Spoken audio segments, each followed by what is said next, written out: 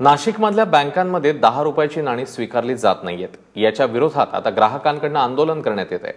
बँकेने 10 रुपयांचं नाणं न स्वीकारल्यानं नाशिकमध्ये शेतकरी बँक ऑफ इंडिया समोर आंदोलनाला बसलेत। बँकेसमोर 10 रुपयांचे 7000 कॉइन टाकून शेतकऱ्यांनी बँकेसमोरच ठिय्या आंदोलन केलंय। मात्र ग्राहकच 10 रुपयांची नाणी स्वीकारत नसल्यानं बँकही ही नाणी घेत नसल्याचं बँकेचं म्हणणं आहे।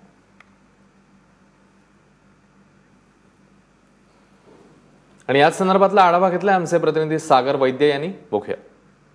आपण बघू शकतो देवळालीतल्या बँक ऑफ इंडियाच्या शाखेसमोर मी आता उभा आहे आणि दोन शेतकरी इथे जे आहेत त्यांनी त्यांच्याजवळ असलेले 7000चे कॉइन जे आहेत ते इथे पसरून आंदोलन सुरू केलेलं आहे।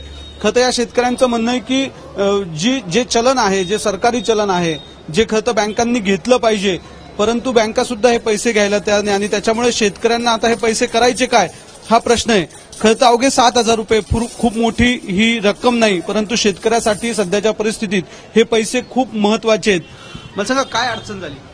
अडचण आता आमचं कसं, आमचा शेतकरी व्यवसाय आहे, भाजीपाला विकून आम्ही $10 आमच्याकडे आलेले। आम्ही ते काल बँकेत पूर्ण भरणा करायला आल्यानंतर आम्ही तिथे अधिकाऱ्यांशी बोललो। अधिकारी आम्हाला म्हटले का बुवा हे आम्ही घेते नाही, कारण आमच्याकडून पुन्हा ग्राहक घेत नाही बुवा आमचे। पण ते म्हणा आम्हाला नंतर ते अधिकारी मॅनेजर म्हटले का तुम्ही 100 रुपये रोज येऊन भरा। आता आम्ही शिवड्याला असतो, शिवड्यावरून इथे यायला 70 रुपये कमीत कमी भाडं लागतं। मग 100 रुपये रोज भरायचे म्हणलं 5000 रुपये भरायला आम्हाला लागतील 50 दिवस।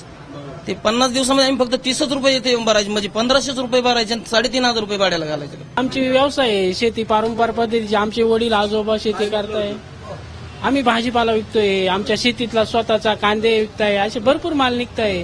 4-4 महिन्यानं पिकं बदलताय आमचे।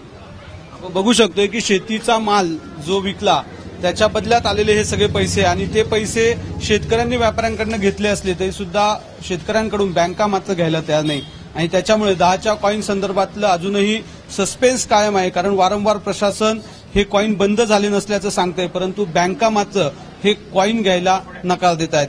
कॅमेरामन किरण कडारेसह सागर वैद्य, एबीपी माझा, नाशिक।